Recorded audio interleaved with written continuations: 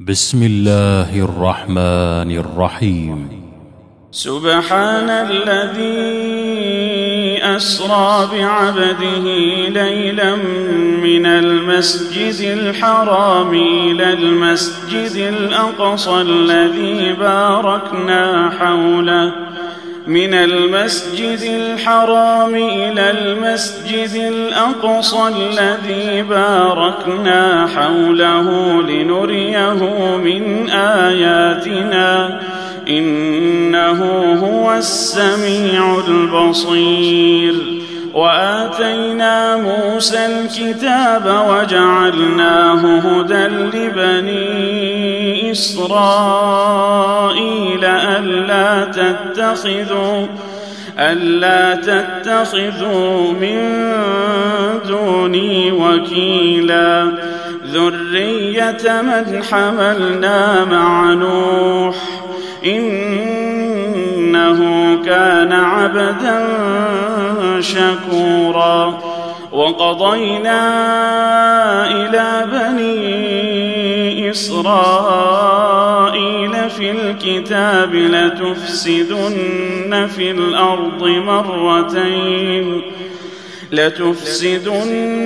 الأرض مرتين ولتعلن علوا كبيرا.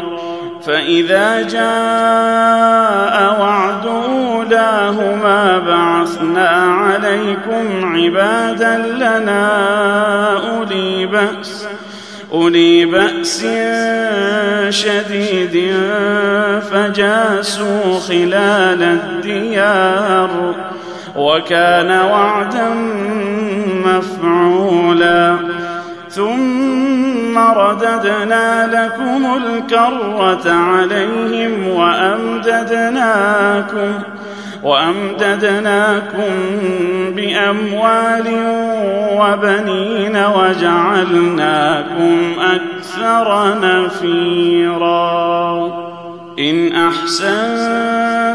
أحسنتم لأنفسكم وإن أسأتم فلها. فإذا جاء وعد الآخرة ليسوءوا وجوهكم وليدخلوا المسجد كما دخلوه أول مرة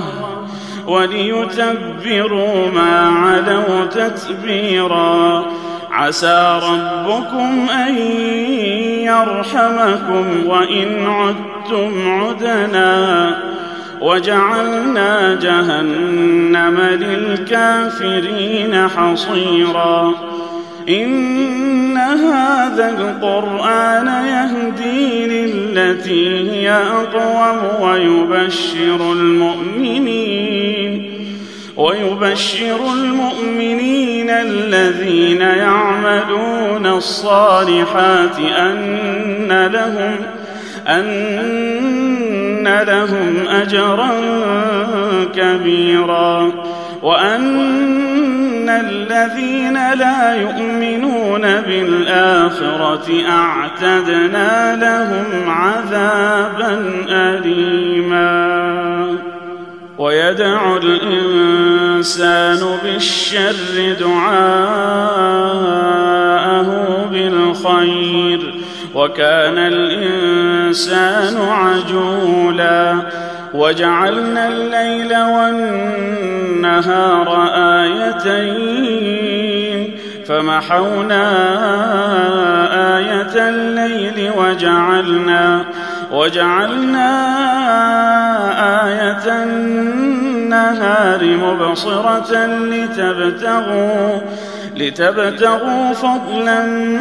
من ربكم ولتعلموا عدد السنين والحساب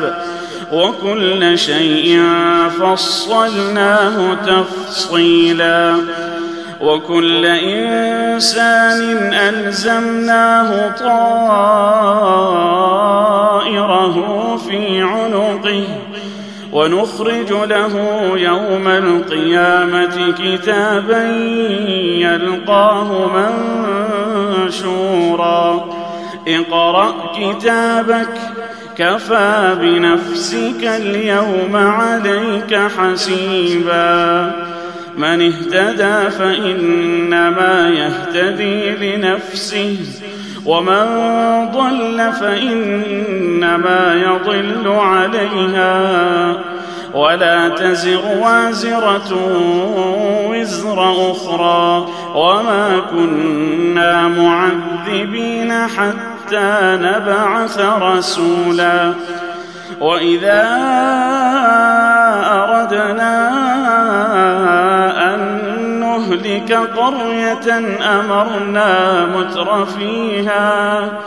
أمرنا متر فيها ففسقوا فيها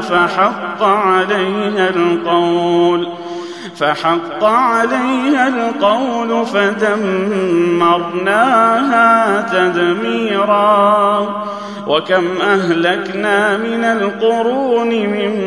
بعد نوح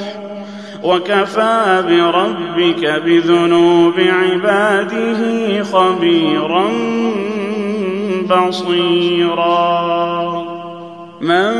كان يريد العاجلة عجلنا له فيها ما نشاء لمن نريد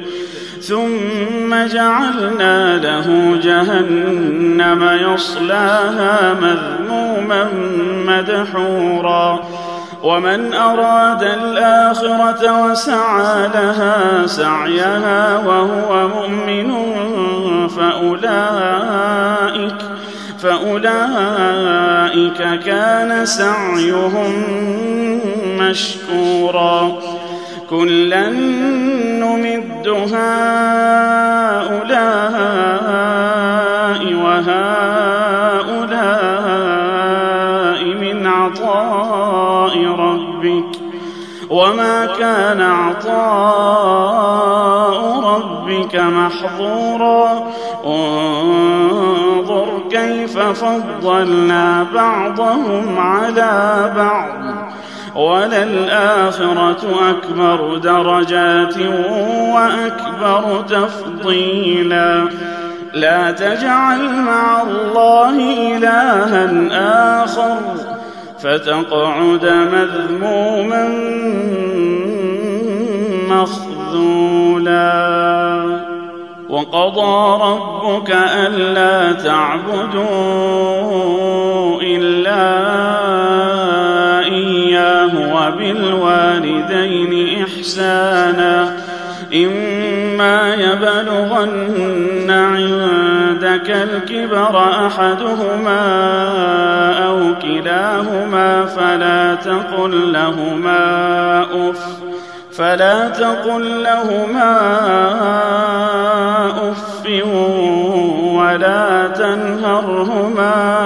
ولا تنهرهما وقل لهما قولا كريما واخفض لهما جناح الذل من الرحمة وقل رب ارحمهما كما ربياني صغيرا ربكم أعلم بما في نفوسكم إن تكونوا صالحين فإنه كان للأوابين غفورا وآت ذا القربى حقه والمسكين وابن السبيل ولا تبذر تبذيرا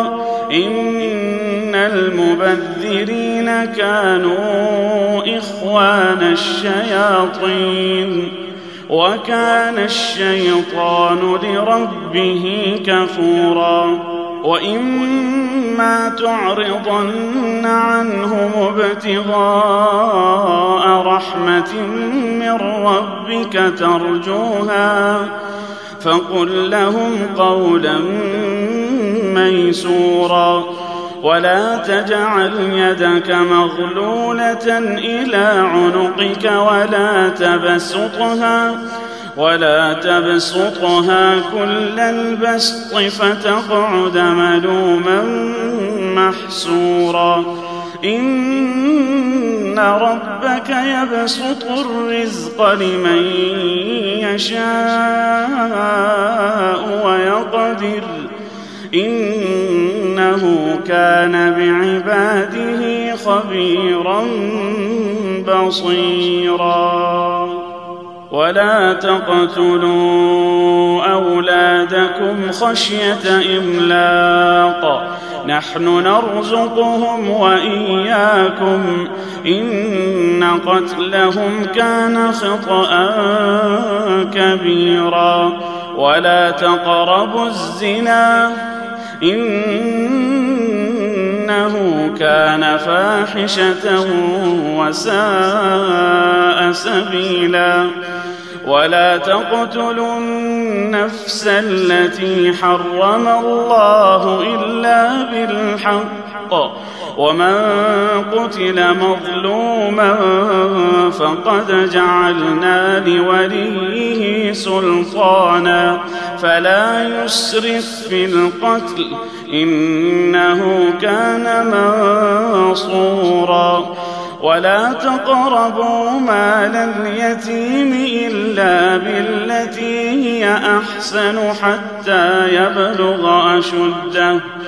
وأوفوا بالعهد إن العهد كان مسؤولا وأوفوا الكيل إذا كلتم وزنوا بالقسطاس المستقيم ذلك خير وأحسن تأويلا ولا تقف ما ليس لك به علم إن السمع والبصر والفؤاد كل أولئك كان عنه مسؤولا ولا تمش في الأرض مرحا إنك لن تخرق الأرض ولن تبلغ الجبال طولا كل ذلك كان سيئه عند ربك مكروها ذلك مما أوحى إليك ربك من الحكمة ولا تجعل مع الله إلها آخر فتلقى في جهنم ملوما مدحورا أفأصفاكم ربكم بالبنين واتخذ من الملائكة إناثا إنكم لتقولون قولا عظيما ولقد صرفنا في هذا القرآن ليذكروا وما يزيدهم إلا نفورا قل لو كان معه آلهة كما يقولون إذا لابتغوا إلى ذي العرش سبيلا سبحانه وتعالى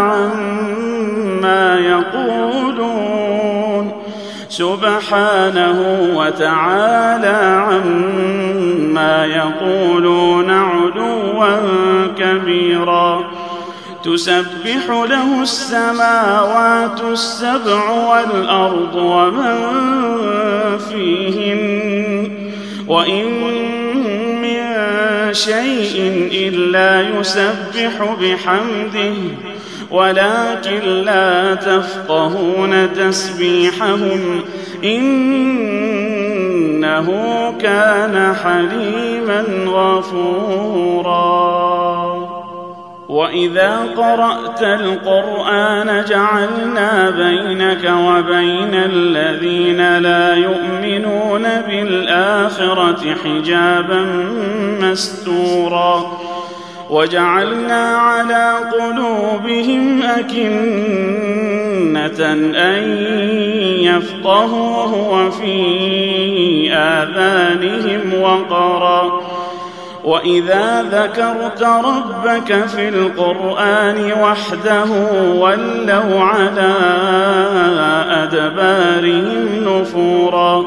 نحن أعلم بما يستمعون به إذ يستمعون إليك وإذ هم نجوى إذ يقول الظالمون إن تتبعون إلا رجلا مسحورا انظر كيف ضربوا لك الأمثال فضلوا فلا يستطيعون سبيلا وقالوا أئذا كنا عظاما ورفاتا أئنا لمبعوثون خلقا جديدا قل كونوا حجارة أو حديدا أو خلقا مما يكبر في صدوركم فسيقولون من يعيدنا قل الذي فطركم أول مرة فسينغضون إليك رؤوسهم ويقولون متاه قل عسى أن يكون قريبا يوم يدعوكم فتستجيبون بحمده وتظنون إن لبثتم إلا قليلا وقل لعبادي يقولوا التي هي أحسن إن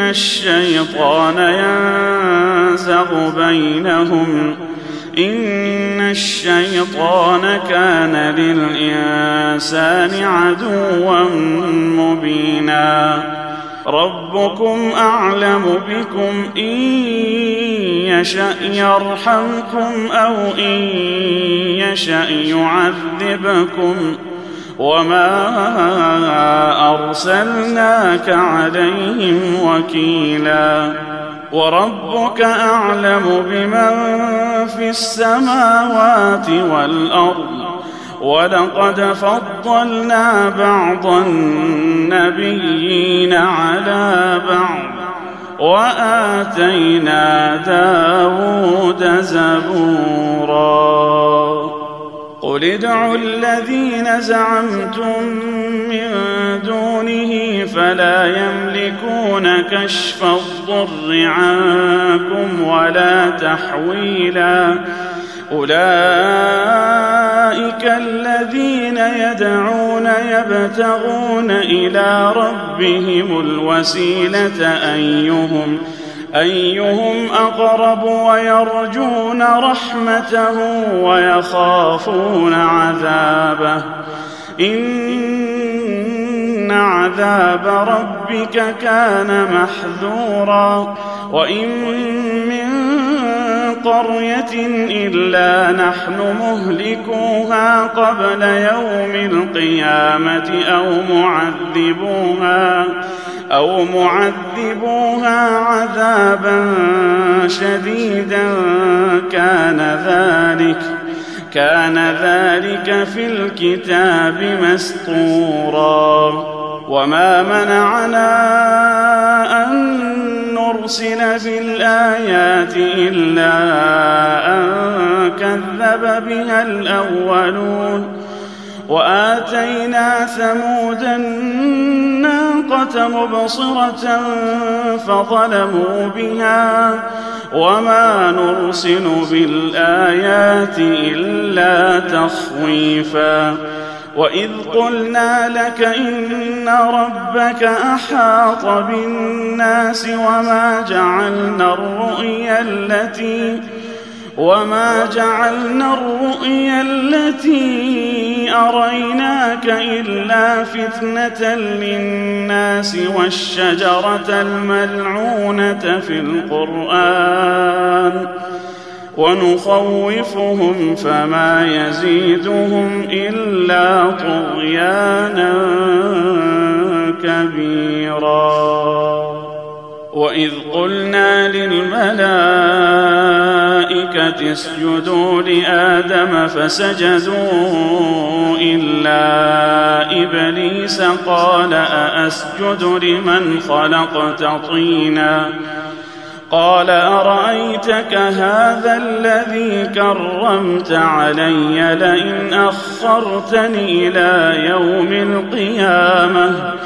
لئن أخرتني إلى يوم القيامة لأحتنكن ذريته إلا قليلا قال اذهب فمن تبعك منهم فإن جهنم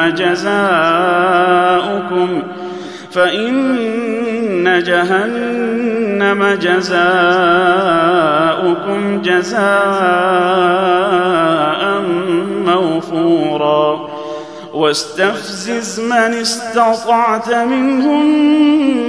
بصوتك وأجلب عليهم بخيلك ورجلك وشاركهم في الأموال والأولاد وعدهم وما يعدهم الشيطان إلا غرورا إن عبادي ليس لك عليهم سلطان وكفى بربك وكيلا ربكم الذي يزجي لكم الفلك في البحر لتبتغوا من فضله إنه كان بكم رحيما وإذا مسكم الضر في البحر ضل من تدعون إلا إياه فلما نجاكم إلى البر أعرضتم وكان الإنسان كفورا أفأمنتم أن يخسف بكم جانب البر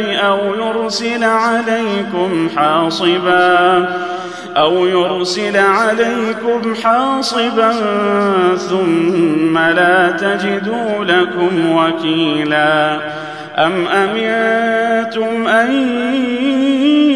يعيدكم فيه تارة أخرى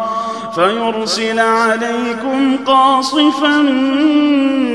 من الريح فيغرقكم بما كفرتم ثم لا تجدوا لكم علينا به تبيعا ولقد كرمنا بني آدم وحملناهم في البر والبحر ورزقناهم من الطيبات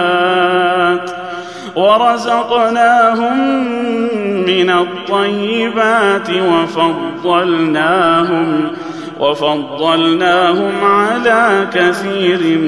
ممن خلقنا تفضيلا يوم ندعو كل أناس بإمامهم فمن أوتي كتابه بيمينه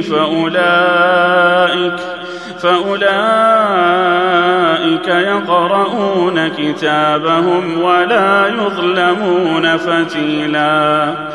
ومن كان في هذه أعمى فهو في الآخرة أعمى وأضل سبيلا وإن كادوا ليفتنونك عن الذي أوحينا إليك لتفتري علينا غيره وإذا لاتخذوك خليلا ولولا أن ثبتناك لقد كدت تركن إليهم شيئا قليلا إذا لأذقناك ضعف الحياة وضعف الممات ثم لا تجد لك علينا نصيرا وإن كادوا ليستفزونك من الأرض ليخرجوك منها وإذا لا يلبثون خلافك إلا قليلا سنة من قد أرسلنا قبلك من رسلنا ولا تجد لسنتنا تحويلا أقم الصلاة لدلوك الشمس إلى غسق الليل وقرآن الفجر إن قرآن الفجر كان مشهودا ومن الليل فتهجد به نافلة لك عسى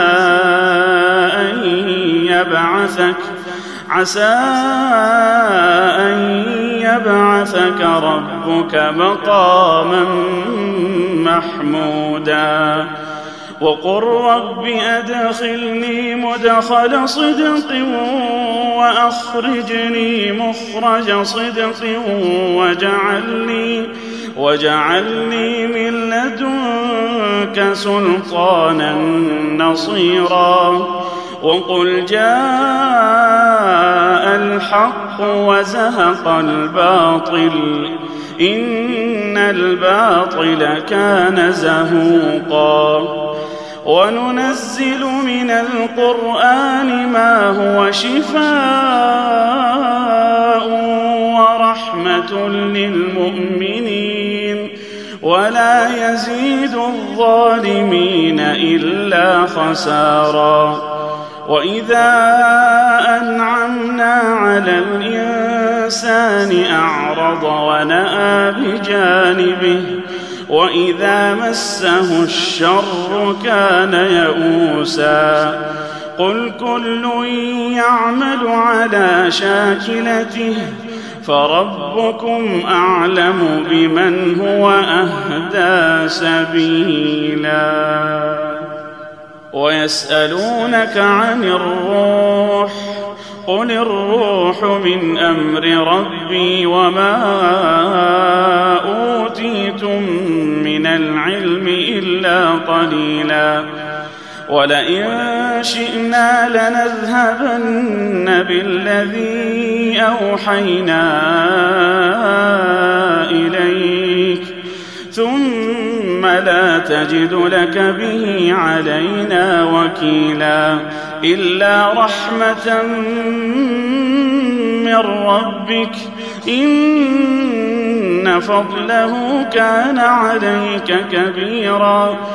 قل لئن اجتمعت الإنس والجن على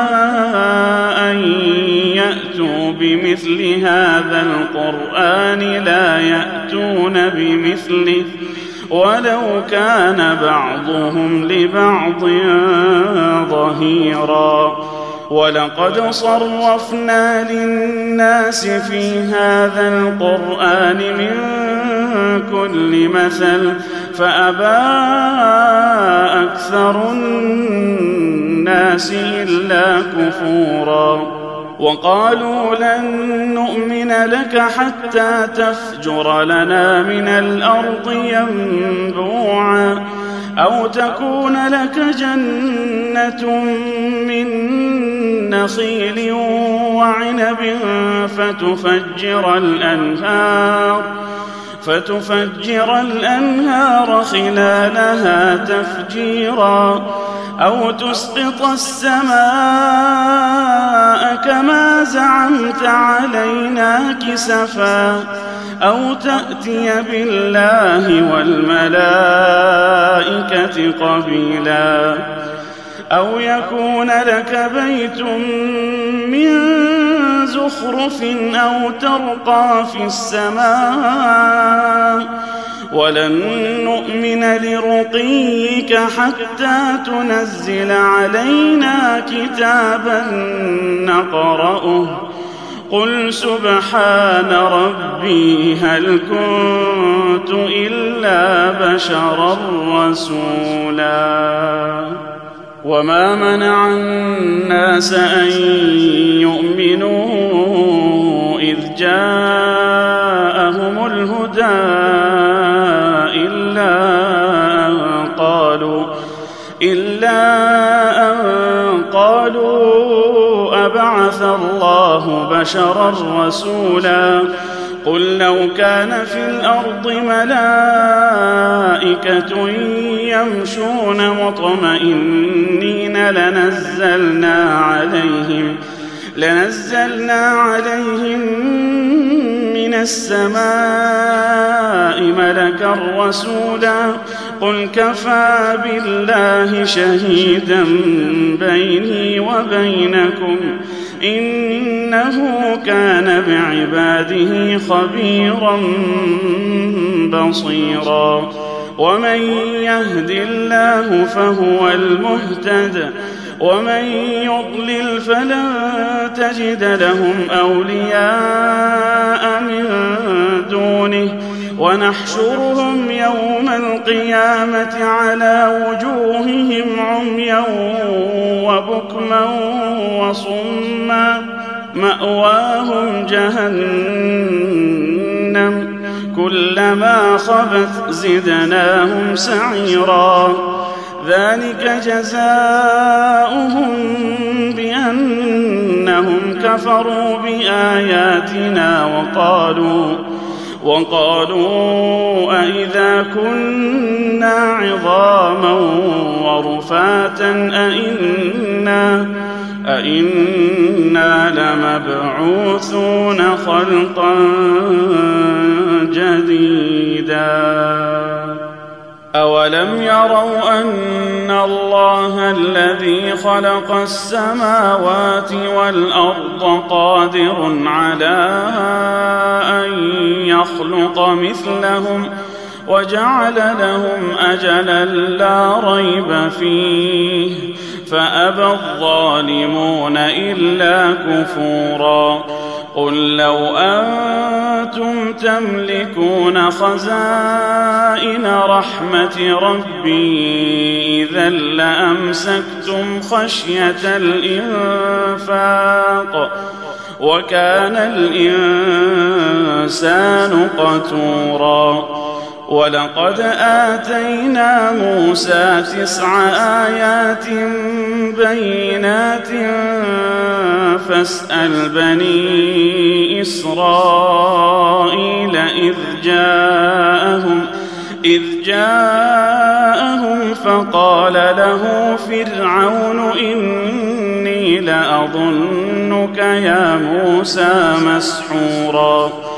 قال لقد علمت ما أنزل هؤلاء إلا رب السماوات والأرض بصائر وإني لأظنك يا فرعون مثبورا فأراد أن يستفزهم من الأرض فأغرقناه ومن معه جميعا وقلنا من بعده لبني إسرائيل اسكنوا الأرض فإذا جاء وعد الآخرة جئنا بكم لفيفا وبالحق أنزلناه وبالحق نزل وما أرسلناك إلا مبشرا ونذيرا وقرآنا فرقناه لتقرأه على الناس على مكث ونزلناه تنزيلا قل آمنوا به أو لا تؤمنوا إن الذين أوتوا العلم من قبله إذا يتلى عليهم يخرون للأذقان سجدا ويقولون سبحان ربنا إن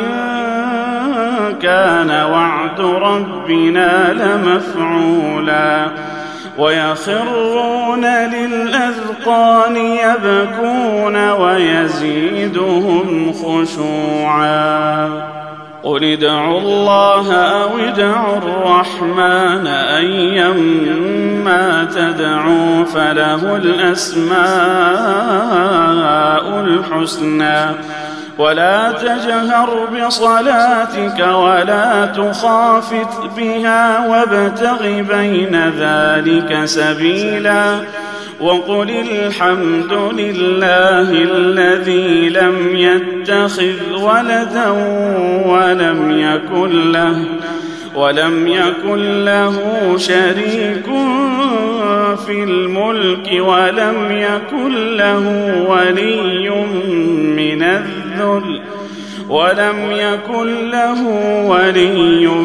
من الذل وكبره تكبيرا.